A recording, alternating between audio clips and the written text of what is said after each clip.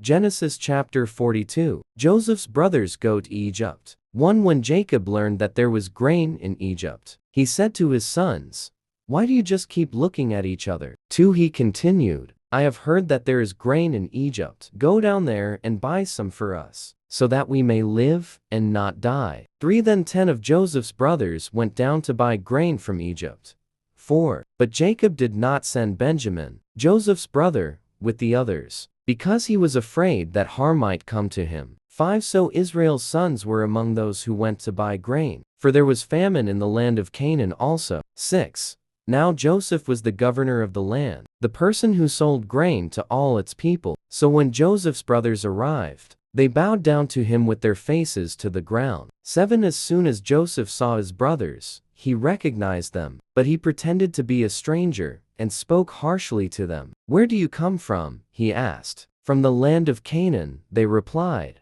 "To buy food." 8. Although Joseph recognized his brothers, they did not recognize him. 9. Then he remembered his dreams about them, and said to them, "You are spies. You have come to see where our land is unprotected." 10. "No, my lord," they answered. "Your servants have come to buy food." 11.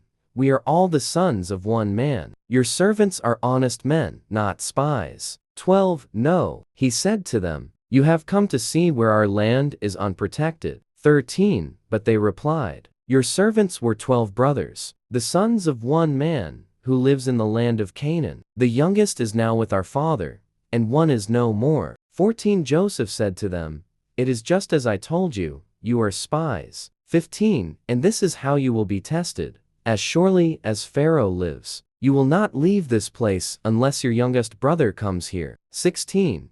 "Send one of your number to get your brother. The rest of you will be kept in prison, so that your words may be tested to see if you are telling the truth. If you are not, then as surely as Pharaoh lives, you are spies." 17. And he put them all in custody for 3 days. 18. On the 3rd day, Joseph said to them, "Do this, and you will live, for I fear God."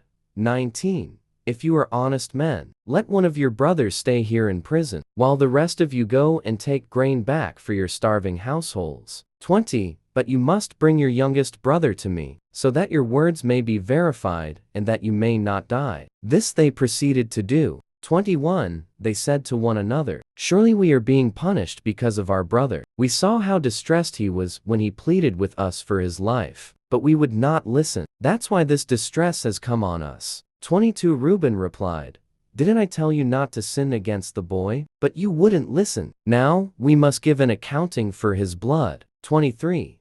They did not realize that Joseph could understand them, since he was using an interpreter. 24. He turned away from them and began to weep, but then came back and spoke to them again. He had Simeon taken from them and bound before their eyes. 25. Joseph gave orders to fill their bags with grain, to put each man's silver back in his sack, and to give them provisions for their journey. After this was done for them, 26. They loaded their grain on their donkeys and left. 27. At the place where they stopped for the night, one of them opened his sack to get feed for his donkey, and he saw his silver in the mouth of his sack. 28. "My silver has been returned," he said to his brothers. "Here it is in my sack." Their hearts sank, and they turned to each other, trembling, and said, "What is this that God has done to us?" 29. When they came to their father Jacob in the land of Canaan, they told him all that had happened to them. They said, 30. "The man who is lord over the land spoke harshly to us and treated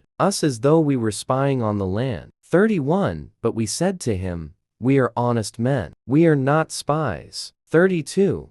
"We were 12 brothers, sons of one father. One is no more, and the youngest is now with our father in Canaan." 33. "Then the man who is lord over the land said to us, 'This is how I will know whether you are honest men. Leave one of your brothers here with me, and take food for your starving households, and go.' 34. "But bring your youngest brother to me, so I will know that you are not spies, but honest men. Then I will give your brother back to you, and you can trade in the land." 35. As they were emptying their sacks, there in each man's sack was his pouch of silver. When they and their father saw the money pouches, they were frightened. 36. Their father Jacob said to them, "You have deprived me of my children. Joseph is no more, and Simeon is no more, and now, you want to take Benjamin. Everything is against me. 37 Then Reuben said to his father, You may put both of my sons to death, if I do not bring him back to you. Entrust him to my care, and I will bring him back. 38 But Jacob said,